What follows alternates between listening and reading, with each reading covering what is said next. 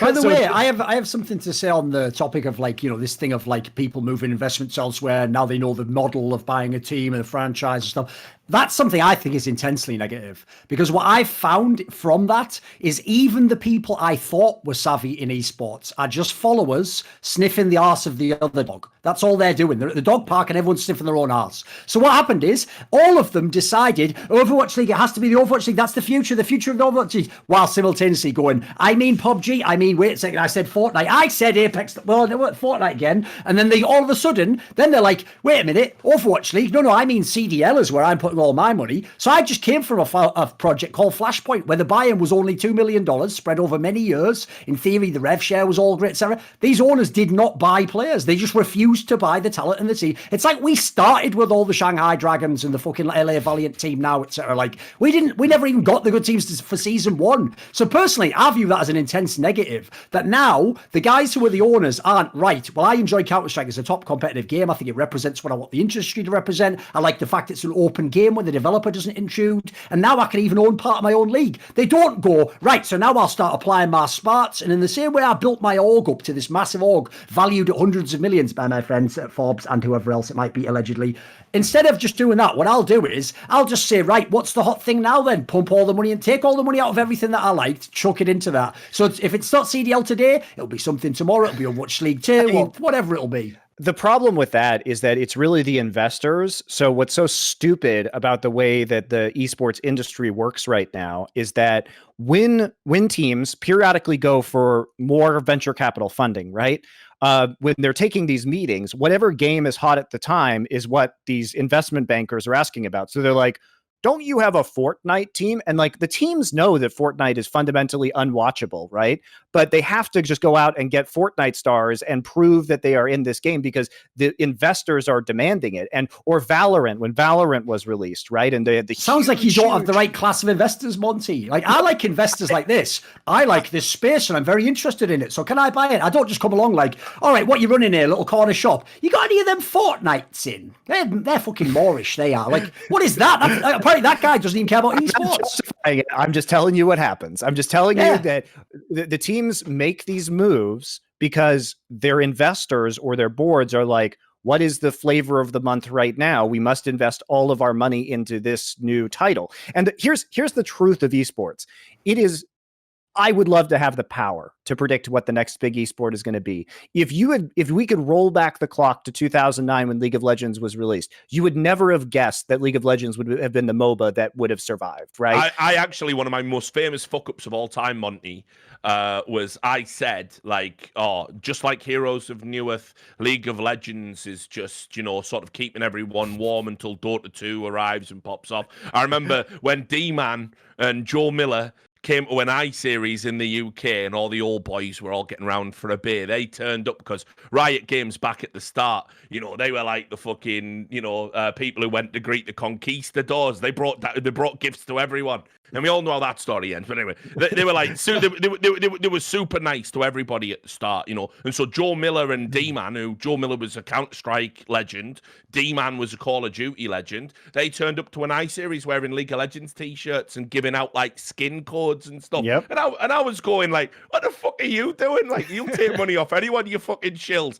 And we were sat down having a beer later on, and they were going, no, we really like the game and we're going to cast it. I think it's going to be big. And I laughed in their faces. And of course, they definitely had the last laugh there. I completely misread. Because you've got to remember, 2009, League of Legends was shite. It was absolute garbage. It was a janky. So they only had, to be fair, they didn't have the last laugh. They had a laugh on the way to whatever happened now.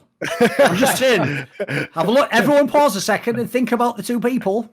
That's it. I'll keep going. I'll add a little 2011 story, 2012 story to that actually with League of Legends, because that was still right before it really hit, right? It was Season 2 Worlds, I feel like, where it really, really hit. But so right before that, I was at IPL, which is a grand adventure in itself. But we did IPL 3 in Atlantic City, and we had the StarCraft 2 finals, packed venue, everyone going crazy and all that. League of Legends finals there were literally like 14 people and half of them were asleep. And I remember like all of us StarCraft casters being like, oh, LOL, League of Legends, like people think that game is going to be big. And then like by the end of the year, I was casting it myself. And like, it was so, yeah. League didn't look like it was going to do that at first. But think about this too. Fortnite was a tower defense game that had a mod on top of it that became, and the mod, like Counter-Strike, became the actual like huge blow up game. So my point is, you just never know what the fuck the next big game is going to be. And if you look at Valorant, like the numbers that they had during the release were absolutely record breaking, shattering numbers. And it's not that the esports scene is doing badly right now, but it's not what you would expect given those numbers. Let's put it that way, right? It's, it'll take a few years to find its legs, most likely, but it's going to be an uphill battle for the esports side of Valorant when it's compared to, other games in its genre, like Counter-Strike. It seems unlikely it's going to reach those numbers, but who knows? That's the whole point. Is like, even we, the experts who have been here and seen the rise and fall of esports, it is impossible for us to predict which new esport is going to be absolutely massive. You just got to keep an eye out. And furthermore, you just got to do what you like. Find a game that you enjoy, is what I always say the most. But, then again, you make a living from it. Just to put it in context, how crazy esports is and how it is, like, you have to be a savant to even come close to being able to read the lay of the lands. We have an entire genre of esports which actually rose to be the largest at one point, even though it's debatable whether it was ever truly an esport or not, because nobody could make a good fucking zombie game. And that's literally how Battle Royale got started. It's like... That's true. We couldn't make a good zombie game, so everyone was running around shooting each other in DayZ. Then they were like, why don't we just make that the mode? They have a standalone mode where it's just that. Then H1Z1 comes along, and on it goes till you get Fortnite. How the fuck can anyone predict that shit?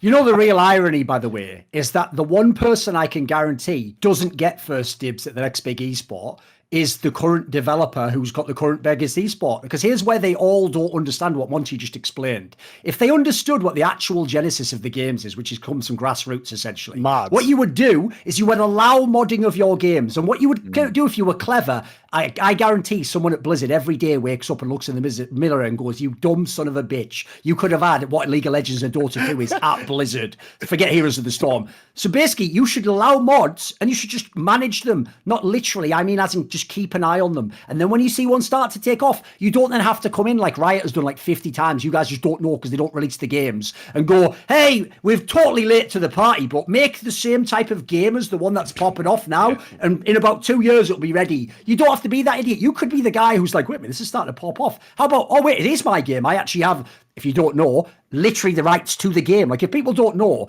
Counter-Strike wasn't made by Valve, but it was made with the SDK. So guess what? It's our game now, mate. So that you can even just take the game. I mean, just to be fair, Duncan, as well, though, like, the whole simulation capsizes if Riot Games have an original idea. So do not pray for that, whatever you do.